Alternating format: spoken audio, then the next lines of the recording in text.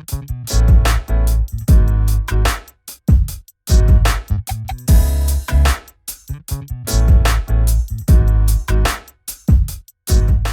pembaca Kompas Otomotif, hari ini ketemu lagi sama gue Stanley. Seperti biasa, kontennya konten review. Kali ini kita akan ngebahas soal keluarga tertinggi dari Xpander Cross. Jadi kita akan bahas soal desain luar dalam, lalu ngerasain sedikit performanya, lalu kita bahas juga soal impresi berkendaranya. So, check it out. Nah, buat lo sekilas mungkin ngelihatnya sama dengan Xpander, cuman Xpander Cross tentunya ada perbedaan ya, ada bedanya lah dengan Xpander. Paling utama itu dari depan lo bisa lihat dari model bumpernya, lalu grillnya dia penuh dengan aksen hitam di sini, beda dengan Xpander yang main chrome. Lalu bumper juga bawahnya berbeda, jadi dibikin sedikit kelihatannya lebih tinggi. Kita bahas ke samping. Dimensi pelek juga berbeda, dia pakai ring 17 dengan model desain yang palang 5, jadi lebih kelihatan kekernya.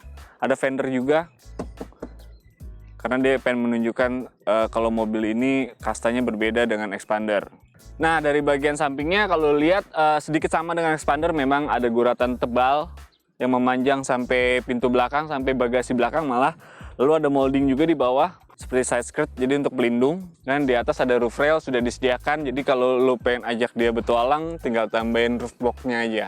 Lalu kita masuk ke bagian belakang. Nah, ini dia tampilan belakangnya. Sedikit serupa ya dengan Xpander, cuman tentunya ada perbedaan. Kita di depan ada, samping ada, belakang juga ada. Paling kental itu di desain tailgate-nya, jadi diberikan warna sentuhan piano black. Lalu di bawah juga ada skid plate-nya, walaupun ini fungsinya sebagai menandakan kalau dia ini lebih tangguh daripada Xpander biasa ya. Lalu kayak gimana interior untuk dalamannya, kita bahas dulu dari bagasi, kita lihat. Nah ini guys, bagasinya cukup lebar ya, cukup lapang. Karena hitungannya dia sebenarnya masih masuk segmen MPV, cuman memang kastanya dia lebih tinggi daripada Xpander. Jadi untuk lo naruh barang, berpergian jauh dengan keluarga, masih cukup nyaman. Tapi dengan satu catatan, kalau bawa barang banyak udah pasti ruang baris ketiga atau joknya itu dikorbankan. Harus dilipat, jadi bagasinya lebih lapang dia dapat. Nah, untuk penumpang sendiri, misalkan di joknya tetap digunakan, terdapat power outlet juga ya disediakan di baris ketiga. Jadi lo nggak harus berebutan untuk ngincer yang di depan. Di baris ketiganya sudah tersedia. Lalu tetap sama kompartemen kayak cup holder disediakan juga di sini. Jadi cukup nyaman memang untuk perjalanan. Nah, soal konfigurasi baris ketiga itu sebenarnya cukup easy banget ya. Dia sistemnya folding, tinggal lo tarik aja. Ini posisinya kita jadikan ruang bagasi jadi rata. Jadi saat lo mau butuh untuk baris ketiga tinggal tarik aja. Siap digunakan guys. Ya, ini dia mesinnya. Yang lo tahu masih sama dengan Xpander. Jadi mesinnya berkubikasi 1500 cc dengan tenaga 102 HP dan torsinya 141 Nm. Mesin ini kebetulan yang kita pakai varian tertinggi, dia menggunakan transmisi matic. Dari situ tenaganya dioper ke penggerak roda depan. Nah, ini dia ruang kabin baris keduanya. Untuk posisi duduk kita akan bicarakan sedikit, dimana ini memang masih nyaman. Konsepnya lu bisa lihat sendiri dari ruang legroom dan tandem distance dengan baris pertama pun masih jauh ya.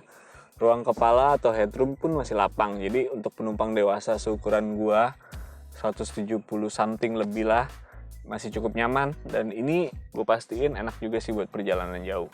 Lalu untuk material seatnya sendiri dibungkus dengan fabrik guys. Jadi memang dia masih menggunakan bahan pabrik. Tapi yang di sini lo penting untuk diketahui adalah posisi duduknya ini dan ketebalan busanya masih cukup nyaman sekali. Buat lo yang punya baby pasang car seat bisa dimanfaatin. Lalu udah ada sarung-sarungnya nih, kompartemen-kompartemen kecil mungkin untuk penumpang naruh handphone atau naruh dompet atau segala macamnya. Nah, untuk si Xpander Cross ini juga sistem AC-nya masih pakai double blower. Masih di atas ya, jadi memang ada tonjolan yang sedikit menonjol di bagian tengah pembatasnya, tapi nggak ganggu sih. Untuk penumpang juga nggak ganggu kenyamanan, masih cukup fun. Nah, penumpang di baris kedua juga punya armrest ya, jadi sifatnya bisa sebagai digunakan armrest atau lu pengen lebih private duduknya, tinggal tarik aja lalu turunin. Jadi dah armrest sebagai juga bisa buat misain antara penumpang satu dan penumpang kedua. Ya, kita masuk ke baris pertama. di mana di ruang kokpit ini cukup mewah ya sebenarnya karena dia varian tertinggi. Jadi kalau lihat di kemudi ini sudah lengkap, udah ada tombol untuk mengatur audio, kebetulan audio juga sudah touchscreen. Lalu ada tombol untuk telepon juga pengaturan di sebelah kiri. Lalu di sebelah kanan sudah dilengkapi dengan fitur cruise control. Jadi kalau lo tahu Xpander juga pernah ada, bukan pernah ada, masih ada sampai sekarang fitur cruise control di varian tertinggi dan ini diterapkan juga di Xpander Cross. Untuk selebihnya secara visual sedikit-sedikit masih sama dengan Xpander ya. Cuman untuk memberikan kesan mewahnya, lo lihat sendiri nanti layout dashboardnya tuh dibikin lebih eksklusif dengan material yang plastik, cuman aksennya tuh aksen jahitan kayak kulit. Dua warna juga, di atas hitam lalu di bawah coklat. Lalu ada aksen untuk silvernya. Sayangnya sebagai varian teratas, si Xpander Cross ini ternyata untuk pengaturan AC masih sistem knob, belum digital. Padahal rival-rivalnya dia seperti lo tahu kayak R3 atau mungkin Xenia Avanza, dua kembar itu sudah mengusung digital untuk versi faceliftnya yang sekarang. Nah, untuk material tempat duduk masih sama, penumpang dan pengendara masih dibungkus dengan bahan pabrik dan memang nyaman sekali. Nah, mengusung mobil keluarga yang asik untuk diajak petualang, tentunya banyak fitur yang mendukung diterapkan oleh Mitsubishi di sini. Salah satunya seperti kompartemen. Selain bagasi kompartemen depan yang utama, di sela-sela ini juga disediakan ruang untuk lu nyimpen handphone atau dompet. Lalu di konsol tengah juga terdapat kompartemen-kompartemen lain. Contohnya di depan tuas persneleng nih masih ada kompartemen kecil, bisa untuk memanfaatkan lu naruh kartu atau uang receh. Cup holder juga disediakan, lalu kompartemennya masih ada juga di belakang cup holder yang bisa dibuka untuk menyimpan barang yang sedikit lebih besar. Jadi overall nih guys, menurut gua ruang kokpitnya untuk kenyamanan pengendara dan penumpang masih cukup nyaman. Lapangnya masih dapet, headroomnya juga nggak ganggu, tampilannya juga lux. Untuk keyless, lo tau sendiri dia udah pakai keyless, jadi start stop buttonnya ada di sebelah kanan, plus pengaturan untuk kaca spion.